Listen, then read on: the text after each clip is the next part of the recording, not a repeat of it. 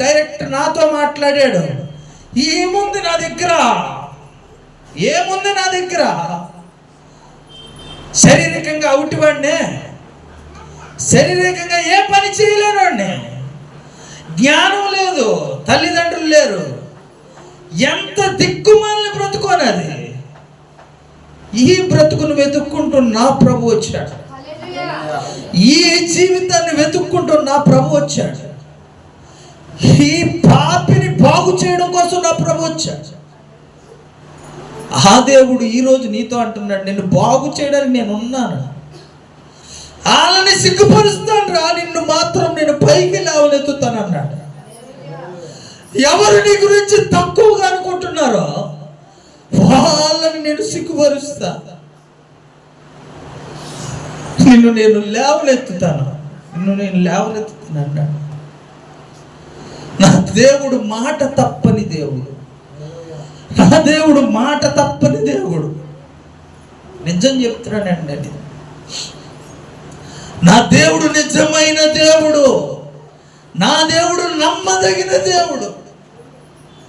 నీ మీద ఆశ పెట్టుకుంటూ ఉన్నాడు, నిన్ను కూడా లేవనెత్తాలి.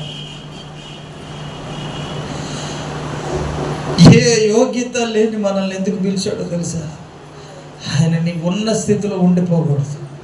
నువ్వు లెగాలి, నువ్వు లెగాలి, నువ్వు వెలగాలి, నువ్వు ఉపయోగపడాలి. నిన్ను దేశము ఉన్నత స్థలముల మీద కూర్చోబెట్టడానికి నా దేవుడు పిలిచాడు.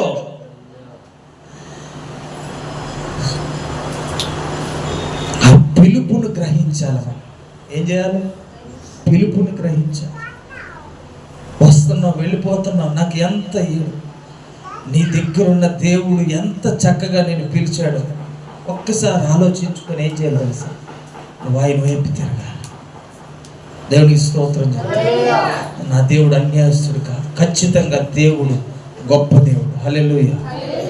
పౌలు బాధపడుతూ ఉన్నాడు, నాయన మీలో చాలా మంది గ్రహిస్తలేదమ్మా, మీలో చాలా మంది నా యేసయ్య ఎందుకు పిలిచాడో మీరు గ్రహిస్తలేదు.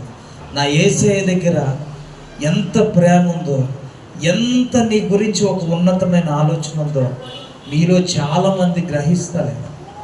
దయచేసి నేనేమంటాను తెలుసా? దేవునితో ఉండండి. రాత్రి పగలు మీరు ఎక్కువ దీవింపబడాలంటే ప్రార్థన చేయాలి. ఈరోజు నేను అసలు విశ్రాంతి గురించి, అంటే ఇందులో ఇంకా 2-3 రకాల అంశాలను నేను